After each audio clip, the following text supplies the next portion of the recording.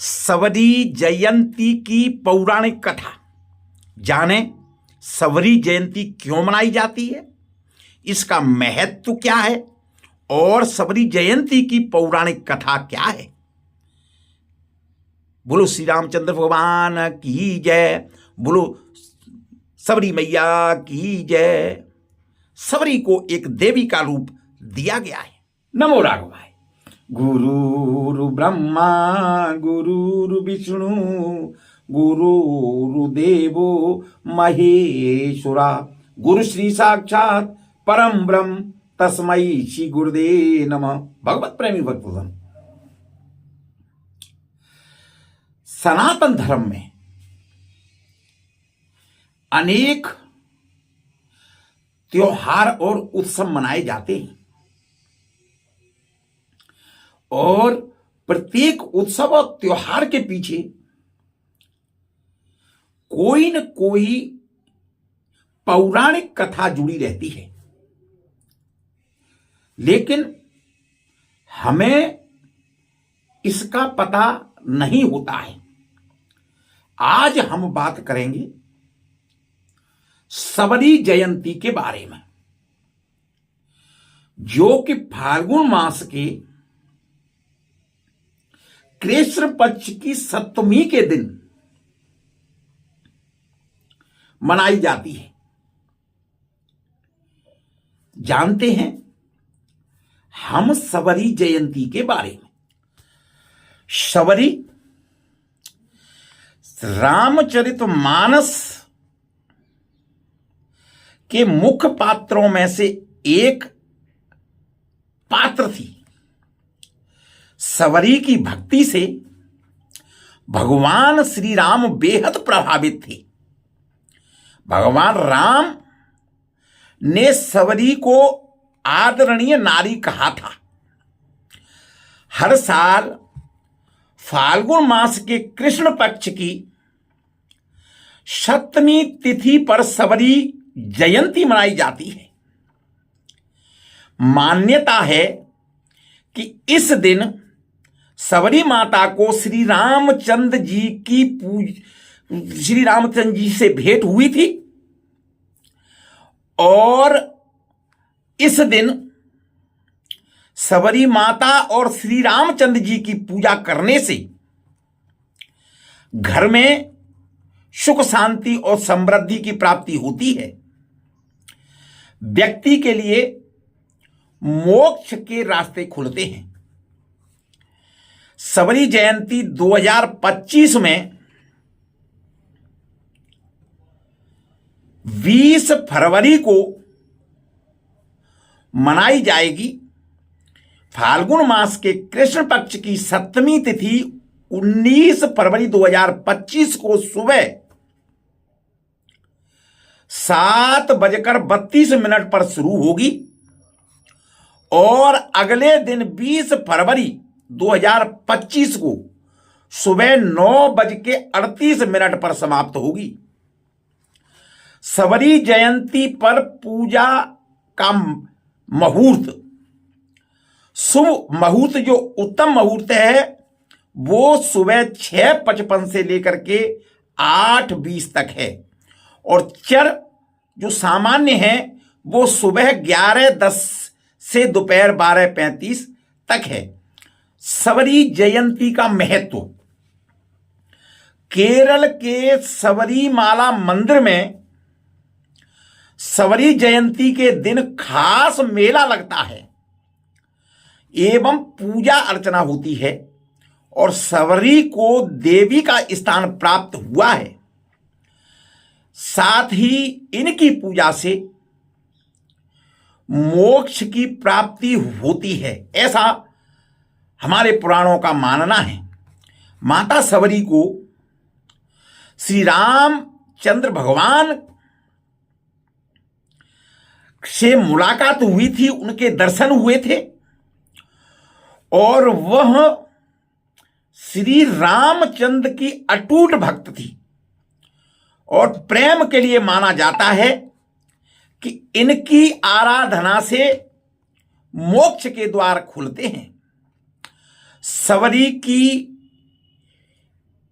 सबरी जयंती के दिन पूजा करने की विधि।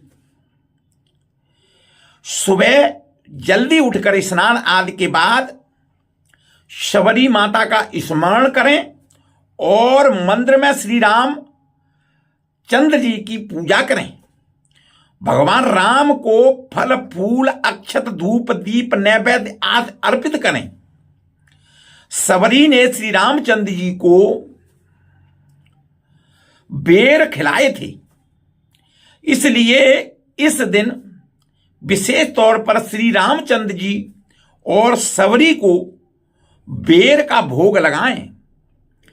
रामायण में सबरी प्रसंग का पाठ करें। श्री रामचंद्राय नमः मंत्र का जाप करना शुभ होगा। इसके बाद आरती करें और फिर जरूरतमंद को अन्न और वस्त्र भेंट दान करें। अब हम जानते हैं मां सबरी के बारे में। मां सबरी का नाम सबरी न होकर उनका नाम श्रवणा था। वह भील समुदाय की थी और उनके पिता भीलों के राजा थे।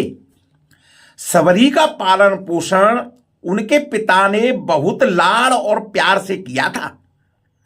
जब सबरी विवाह योग्य हुई तो उनके पिता ने उनके लिए सुयोग्य वर की खोज की और विवाह के दौरान जानवरों की बलि देने के लिए उन्होंने अनेक प्रकार के जानवरों को बलि के लिए इकट्ठा किया था।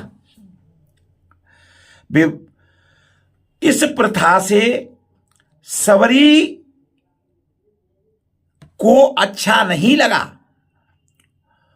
और एक दिन पूर्व उनके पिता ने अनेक बकरियां भेड़ लेकर के और बांध करके बलि के लिए रखी थी।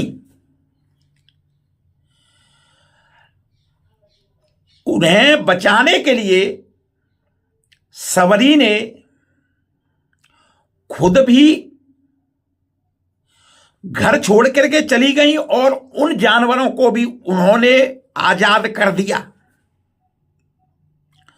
सबरी भगवान श्री राम की अनन्य भक्त थी। उनकी एकनिष्ठ भक्ति से प्रसन्न होकर श्री राम ने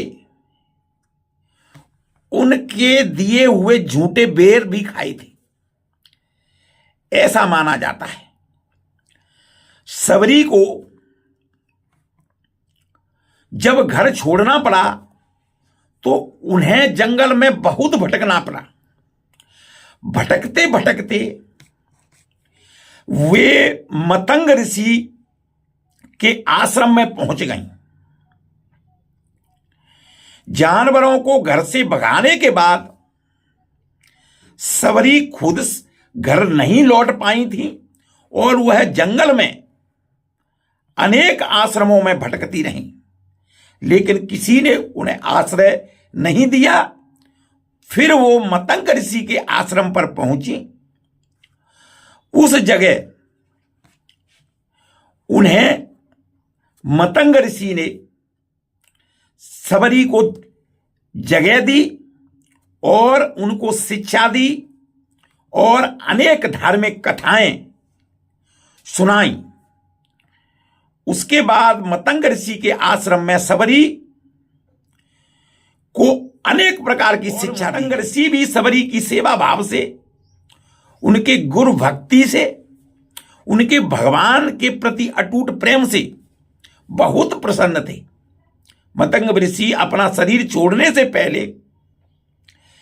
पहले सबरी को आशीर्वाद दिया कि भगवान श्री राम उनसे स्वयं मिलने आएंगे, तभी उनको मोक्ष की प्राप्ति होगी। आप यहीं रह करके,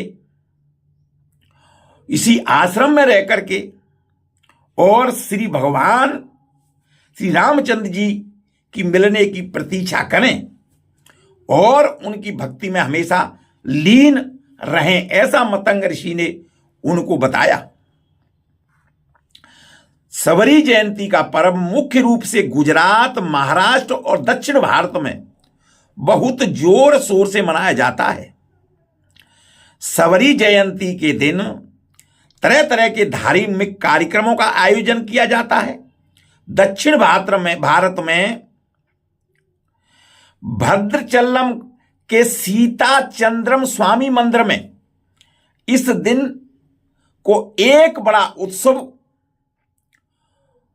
होता है और वहां बड़े धूमधाम से मनाया जाता है। सबरी माता की पूजा अर्चना की जाती है और राम भक्त सबरी की बहुत सारी कथाएं रामचरित मानस, भागवत रामचरित मानस आदि ग्रंथों में का पाठ करते हैं और वहां पर बैठ करके श्रवण करने के लिए बहुत भीड़ इकट्ठी होती है। इस वजह से इस दिन सबरी माता का जन्मदिन के रूप में मनाया जाता है। साथ ही साथ भगवान को मिलने की खुशी में मनाया जाता है और उनको पूरी श्रद्धा और आस्था के साथ उनकी पूजा अर्चना की जाती है। सबरी से जुड़ी पौराणिक कथा।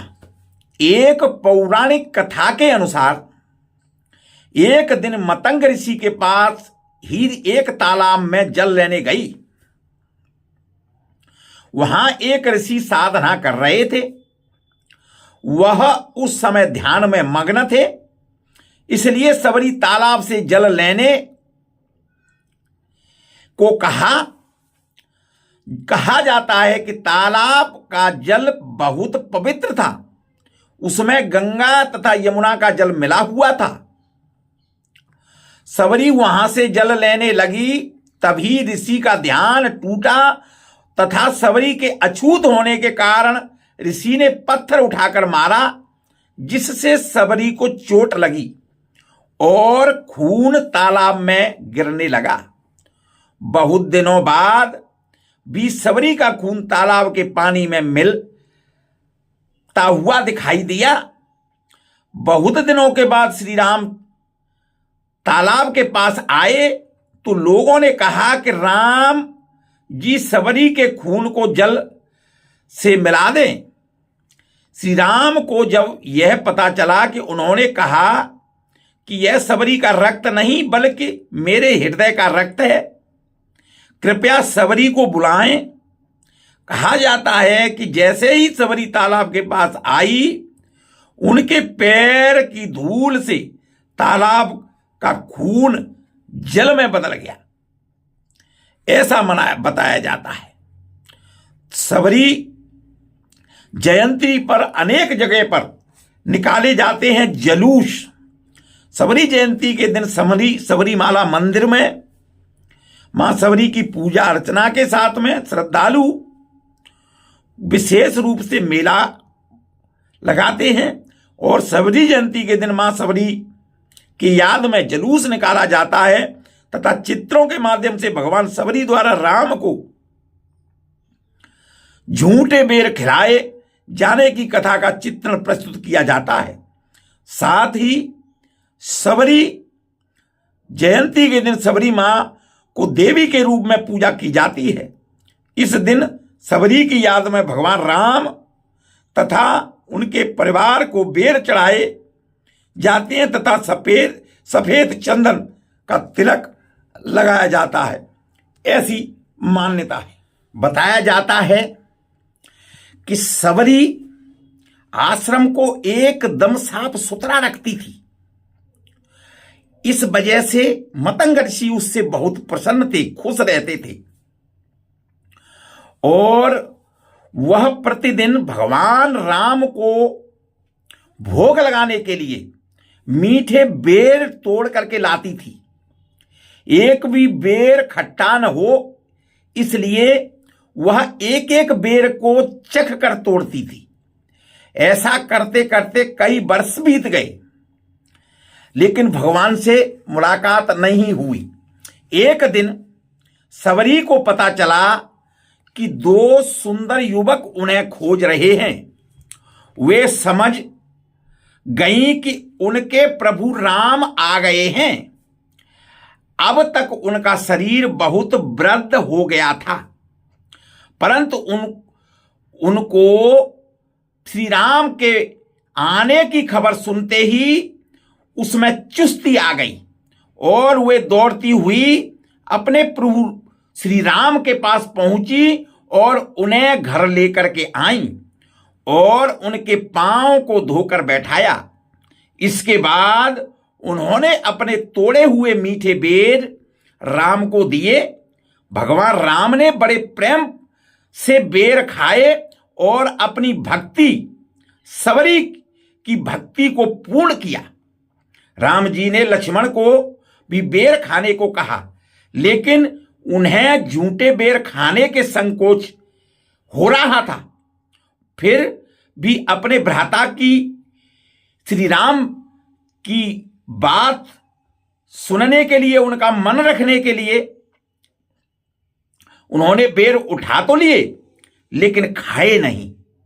कहा जाता है कि इसका परिणाम यह हुआ कि राम रावण युद्ध में जब शक्तिवान का प्रयोग किया गया था, श्री लक्ष्मण जी मूर्छित हो गए थे। तो वो सबरी माता के जो बेर थे वही संजीवनी बूटी बन करके और आए और वो लक्ष्मण जी को घोंट करके पिलाई गई। उसके बाद उनकी मूर्छा जागी, ऐसा कहा जाता है। श्री रामचंद्र जी ने सबरी को नवदा भक्ति का ज्ञान दिया। इसका चित्रण, इसका लेख रामचरितमानस में मिलता है। नमो राघवाय। आपने श्रवण किया सबरी जयंती की कहानी की पौराणिक कथा। इस तरह की धार्मिक कथाओं के लिए, सनातन धर्म की सारे त्योहार उत्सवों की पौराणिक कथाओं के लिए, रामायण भागवत महाभारत ग्रंथों की जानकारी के लिए, उनकी अनेक प्रकार की कथाओं के लिए, मंदिरों की जानकारी के लिए देखते रहिए प्रभु दर्शन चैनल। यदि आप पहली बार देख रहे हैं तो आपसे अनुरोध है कि आप चैनल को लाइक करें, सब्सक्राइब करें और लोगों को भी दें और सनातन धर्म को आगे बढ़ाने में मेरा सहयोग करें। नमो राघवाय।